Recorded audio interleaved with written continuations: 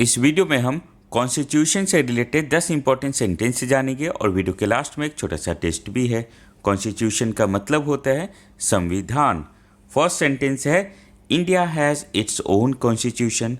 The constitution is a rule book. The constitution gives us rights. Our constitution is very important. Doctor Ambedkar wrote the Indian constitution. Next sentence है the constitution guides the government. India's constitution is the world's largest. The constitution gives power to the people.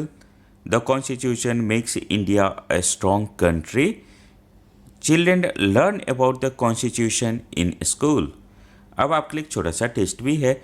Constitution का Hindi meaning क्या होता है? दो option है, सरकार या संविधान। सही आंसर वीडियो के कमेंट सेक्शन में बताना है। इसी तरह के और भी वीडियोस के लिए हमारे इस चैनल को आप सब्सक्राइब कर लो। All the best for your upcoming exam.